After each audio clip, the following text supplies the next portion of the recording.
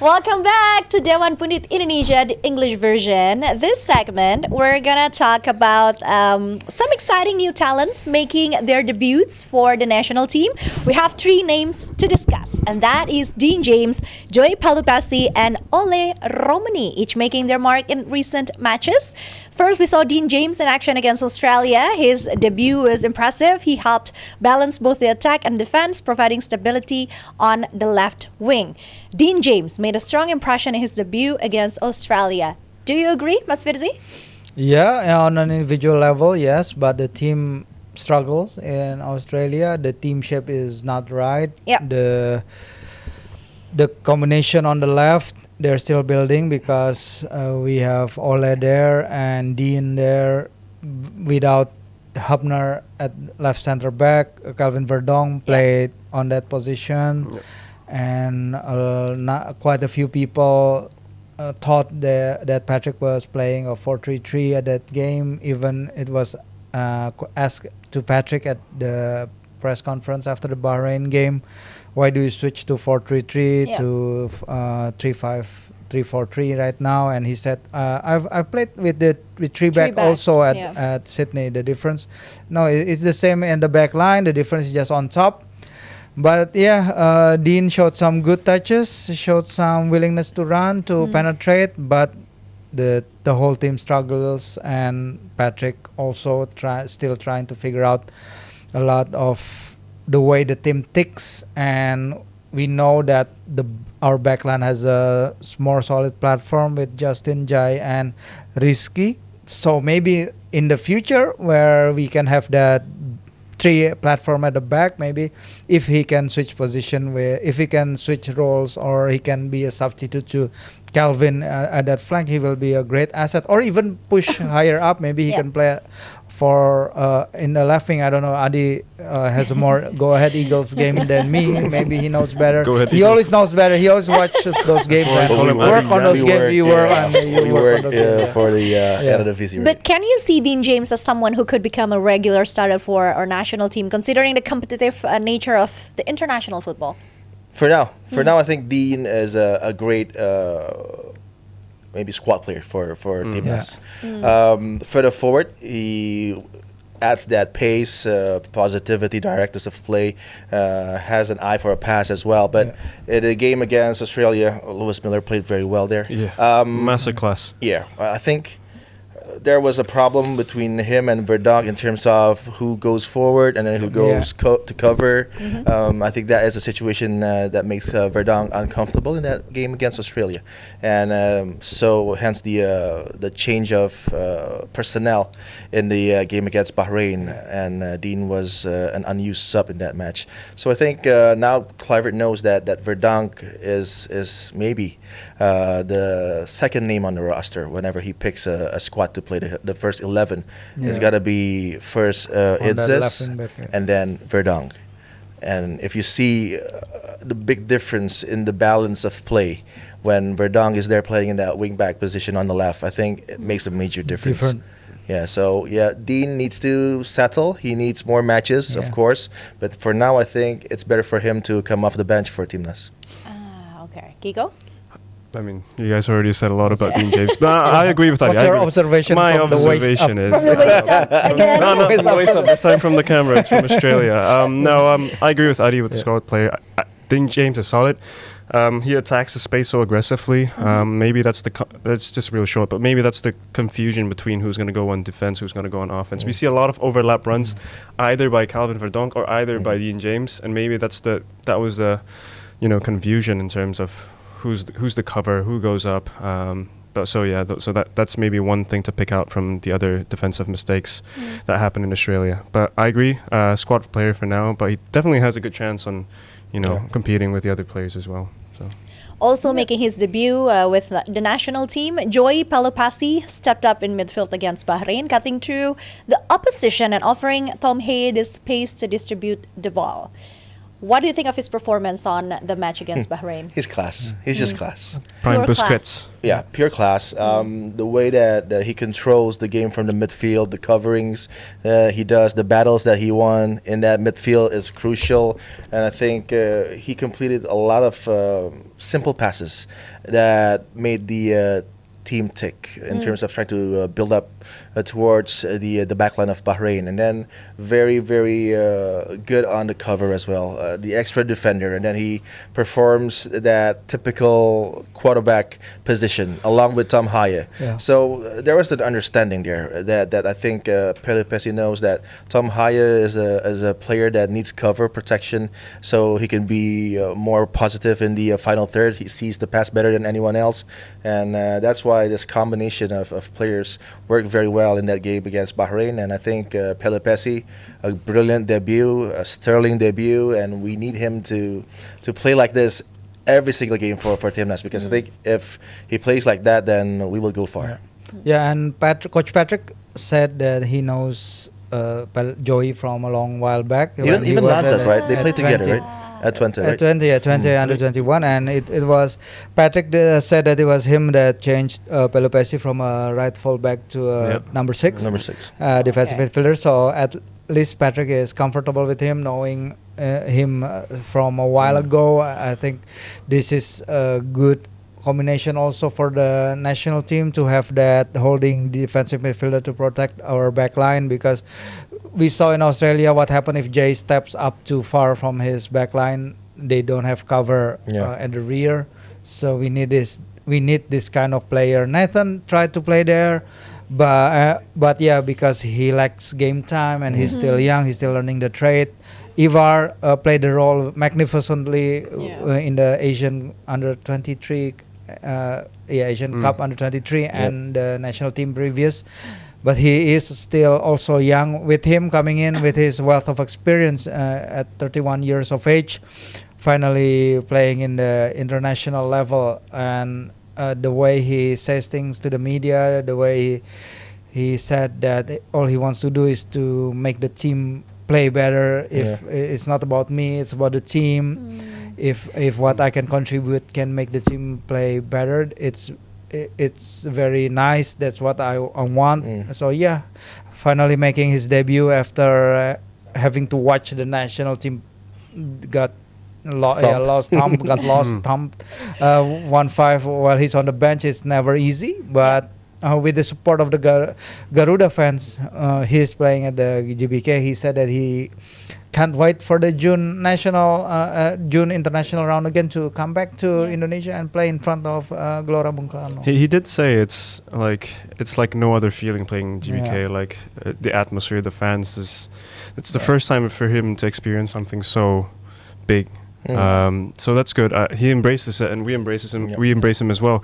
But yeah, he does the stuff that doesn't directly convert into his own goal assist, contributions. The goal from Ole, if you see it, it's him breaking the pass and giving the short pass to Tom Haya, who then delivers it to Marcelino. A beautiful touch by Marcelino. So he does the dirty work for Indonesia. He does a lot of stuff. So we're very grateful to have somebody like him who's calm on the midfield and who can break the opponent's possession. So definitely one of the better players in that match.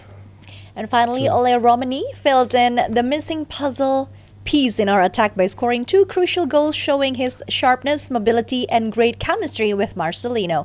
Let's discuss Ole Romeny scoring 2 goals on his debut certainly grabs attention.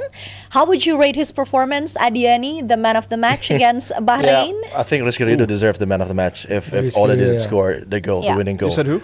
Rizky Ridho. Rizky Ridho. Yeah. With that one I agree. magnificent save. Yeah, no, he Excellent. saved us. Yeah. Pelupessy as well, but because the match winner was Ole Romeny, and again, back-to-back games is always tricky if you have that second game as a debut, playing in front of the supporters. That was quite a special moment for Ole Romeny, and I think from the 2 matches with the contribution, I think I'll give him a B-. A lot of improvement still, but B- for Ole is very good because the 2 goals matters a lot for him in terms of confidence, and for Indonesia, the winning goal against Bahrain is crucial because now you're closer to Australia and Saudi, where the difference is just 4 and 1 point. So again, there's still a chance for automatic qualification. It depends on the other results in the next fixtures in June. But Ole Romeny provides a lot of movement. Maybe still a bit lethargic, but still he's getting there, very young.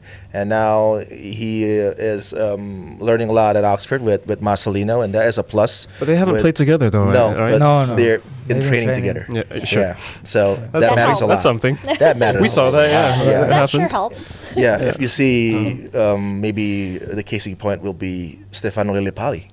When he goes to Japan, he did play matches, but when he comes back here with the experience of training He was with training at a higher great level. players, higher level, improves him a lot. And of course, he had Shinji Ono, one of the greats in the midfield there with Inamoto at that time. So again, if you are training with high level players, and then of course your game develops, and this is what's happening to Ole Romeny, to Marcelino Ferdinand, which is a great plus for Timnas, and for Ole there is a room for improvement. But what we have seen from him, it is almost spectacular, but it's not phenomenal yet, and we want phenomenal from Ole, because I know that he can do it if Kluivert can push him and train him well, because I think this is the plus for Indonesia, having a coach that was a former great striker. So in terms of scoring goals, we're doing it in the past 2 games, and again the defending with Rizky Ridho and the likes of Hubner, very positive. So for Ole Romeny, he has the help that he needs from the second line as well, from Tom, from Joey Pelupessy, and Marcelino and Ragnar. Everything is going according to plan for Ole in terms of debuting in Glory Ricardo and scoring the winning goal. It's with his ability also to fire up the crowd. I mean, the way he always perform on the ball, the way he does his dribbling, the way he engage opponents one-on-one. Maybe it's not always successful.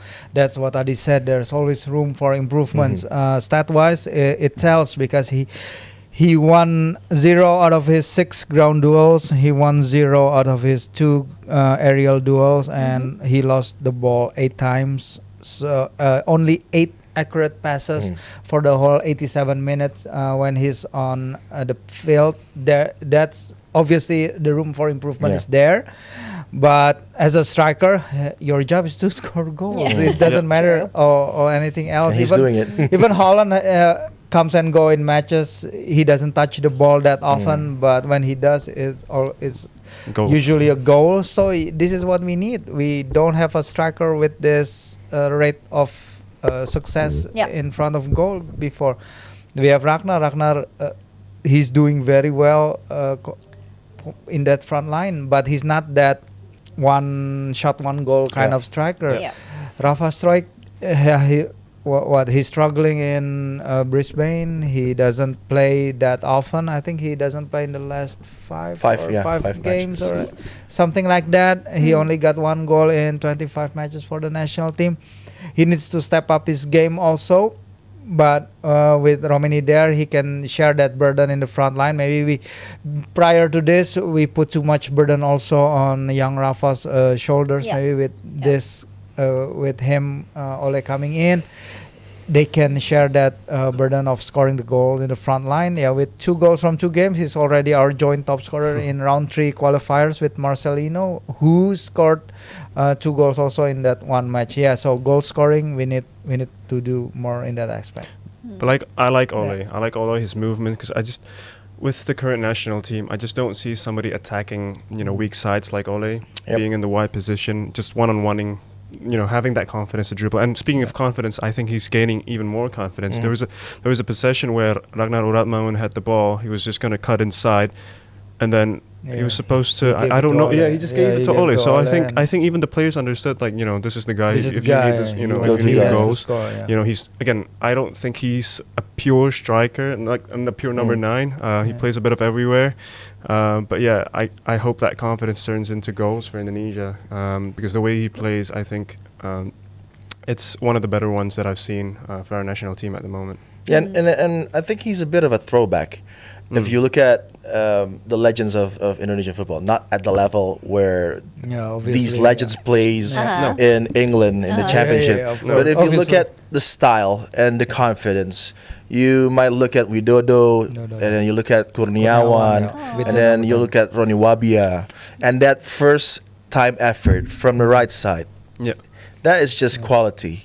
I mean, the ball was coming from the air, and then he's just so positive with the connection. Unlucky with the finish, but you can see that not a pure center forward, but he is a pure striker who works on instinct. He doesn't need to look at the goal. He knows where the goal is, and this is something very positive. And if he can work on that finishing, and this is going to be very crucial in the matches against China, the matches against Japan, and I think we can do a lot in those two matches with Ole on top. And his understanding also with Marcelino. Perfect. The guys, they complement each other so well. But of course, we're gonna lose Marcelino for the China game because of suspension. So that's something that Coach Patrick has. But I think that's the time for Eliano maybe playing in that role. Or maybe Egi if he comes back. Egi like Ambuaya is playing very well for Dewa. So I was about to ask that. Who do you think is the perfect suit for, filling in the position of Marcelino against China in June? I think it's Egi. I think it's Egi. Egi. Even Martin Pass is not going to play, right? But now we have two great goalkeepers. So there you go. Different styles, but two great goalkeepers. But I go Egi. Even three.